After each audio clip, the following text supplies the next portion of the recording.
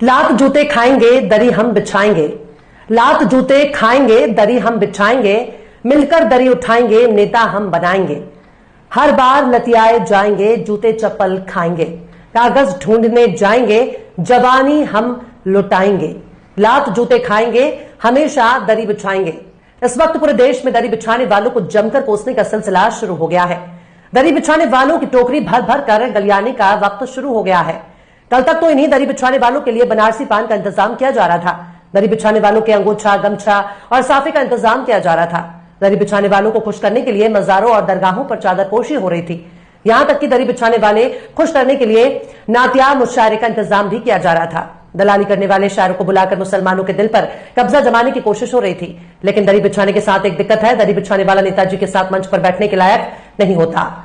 वो केवल नेताओं की रैली में नारा लगा सकता है, जवानी कुर्बान कर सकता है, पर टिकट पाने का हक नहीं रखता। उर्दू के 2-4 अल्फाज सुनते ही इनका दिल पिघल जाता है। फिर बाद में दरी बिछाने वाला ठगी का शिकार हो जाता है और बीते 70 साल से इसी तरह की हरकतों से दरी बिछाओ गैंग के लोग तुरंत बुलबुल हो जाते हैं। पर खबरदार जो दरी बिछाने वालों ने इनसे टिकट मांगने की हिमाकत की, खबरदार जो इन लोगों ने राहुल गांधी से टिकट की उम्मीद की, खबरदार जो इन्होंने अखिलेश भैया से टिकट मांगने की हिम्मत दिखाई, खबरदार जो इन लोगों ने नाम नेहात सेकुलर पार्टियों से टिकट मांगने की कोशिश भी की, क्योंकि टिकट मांगने पर इनको दरी की तरफ इशारा करके बैठा दिया जाएगा, क्योंकि दरी बिछाने वालों ने खुद को इसी लायक समझ रखा है। मुसलमानों ने खुद को दरी बिछाने के लायक ही बना लिया है और सेकुलर पार्टियों ने इनको दरी बिछाने वाला टेंट हाउस समझ लिया, जो सिर्फ दरी बिछा सकता है पर टिकट नहीं मांग सकता। महाराष्ट्र जैसे एक बड़े सूबे में राहुल बाबा, सोनिया माई, शरद पवार और उद्धव ठाकरे ने एक भी मुसलमान को टिकट देने के लायक ही नहीं समझा, क्योंकि मुसलमान इनके लिए सिर्फ वोटर है, सिर्फ इनके लिए दरी बिछा सकता है, इनसे टिकट नहीं मांग सकता और ना ही वो इन पार्टियों का उम्मीदवार बनने का हक रखता है। पर जब उसी महाराष्ट्र औरंगाबाद में राहुल बाबा, शरद पवार और उद्धव का उम्मीदवार जीत नहीं पाता, तो इसके लिए कांग्रेस वाले अपनी करारी शिकस्त का सारा ठीकरा ऐसे शख्स पर फोड़ने लगते हैं जो औरंगाबाद का सांसद रहते हुए दूसरी बार चुनाव लड़ रहा था। कांग्रेस ने ओबीसी की पार्टी को जिम्मेदार ठहराना शुरू कर दिया। महाराष्ट्र की 14 लोकसभा सीटें ऐसी हैं जहां पर मुसलमानों की बदौलत हार जीत का फैसला हो सकता है। मुसलमान चाहे तो किसी भी उम्मीदवार की किस्मत को बदल सकता है। इन 14 सीटों में मुंबई की सीटें भी हैं, जहां 14 से 25% के बीच मुस्लिम आबादी है। पर इंडिया गठबंधन को महाविकास आघाड़ी के नाम से जाना जाता है। उसने एक भी टिकट मुसलमानों को नहीं दिया। पर बात सिर्फ महाराष्ट्र की नहीं है, कांग्रेस ने मध्य प्रदेश से एक भी मुसलमान को टिकट नहीं दिया। यही हाल राजस्थान का है। कांग्रेस ने राजस्थान से एक भी मुस्लिम को टिकट देने के काबिल ही नहीं समझा। सेकुलरिज्म का चोला उड़कर मुसलमानों को टिकट नहीं देने वाली कांग्रेस ने मुसलमानों को अपना बंधुआ मजदूर समझ लिया, जो सिर्फ उनसे वोट लेना चाहते हैं पर उनको टिकट नहीं देते। सोचते हैं कि मुसलमान हमको छोड़कर कहां जाएगा। बसपा जैसी पार्टियां अगर मुसलमानों को टिकट देकर एहसान जताती हैं, तो वही दूसरी तरफ मायावती का कोर वोटर मुसलमान को वोट देते वक्त सांप्रदायिक हो जाता है और मुस्लिम को वोट देने के बजाय उसे हराने के लिए दूसरी पार्टी को वोट करने लगता है। लेकिन इन सब से तर अगर गौर से देखा जाए तो 2019 में कांग्रेस, टीएमसी, सपा, राजद, एनसीपी और सीपीएम ने 115 मुस्लिम उम्मीदवारों को चुनावी मैदान में उतारा, लेकिन 2024 में यह तादाद घटकर 80 हो गई। इन तमाम सेकुलर पार्टियों ने सिर्फ 80 मुसलमानों को टिकट दिया।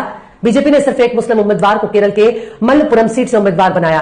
कांग्रेस ने इस बार 19 मुस्लिम उम्मीदवार चुनाव में उतारे हैं। टीएमसी ने कुल 6 मुस्लिम उम्मीदवार उतारे हैं और इनमें से 5 टीएमसी के शासन वाले पश्चिम बंगाल में है। एक मुस्लिम उम्मीदवार को टीएमसी ने असम में टिकट दिया। समाजवादी पार्टी ने सिर्फ 4 मुस्लिम नेताओं को टिकट दिया, जबकि उत्तर प्रदेश में मुसलमानों का एक बड़ा वोटर समाजवादी को चुनाव देता है। उत्तर प्रदेश में मुसलमानों की बदौलत इंडिया गठबंधन ने अपनी इज्जत बचाई है। पर क्या मुसलमान सिर्फ 4 सीट पाने का ही हकदार था? इस बात का जवाब शायद अखिलेश सीधे तौर पर नहीं दे सकते। वहीं बिहार में बीजेपी की सहयोगी जेडीयू ने कुल 2 मुस्लिम नेताओं को प्रत्याशी बनाया। बिहार में 15 साल मुसलमानों के दम पर राज करने वाले लालू यादव ने भी सिर्फ 2 मुस्लिमों को दिया टिकट। सबसे गौर करने वाली बात यह है कि लालू और नीतीश ऐसे लोगों में शुमार हैं जिन्होंने आबादी के हिसाब से प्रतिनिधित्व की बात करते हैं, बाकायदा नारा देते हैं जिसकी जितनी आबादी उसकी उतनी हिस्सेदारी। पर मुसलमानों को टिकट देते वक्त नारा इनको याद नहीं रहता। खुद राहुल गांधी भी इसी नारे का समर्थन करते हैं, पर उनकी पार्टी महाराष्ट्र में मुसलमानों को टिकट नहीं देती। बिहार में सिवान के शेर कहे जाने वाले मरहूम शहाबुद्दीन की बेवा को लालू की पार्टी ने टिकट नहीं दिया।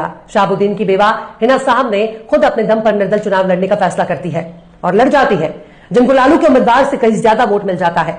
निर्दल उम्मीदवार हिना साहब ने अकेले ही अपने दम पर 2,93,000 से ज्यादा वोट हासिल किया।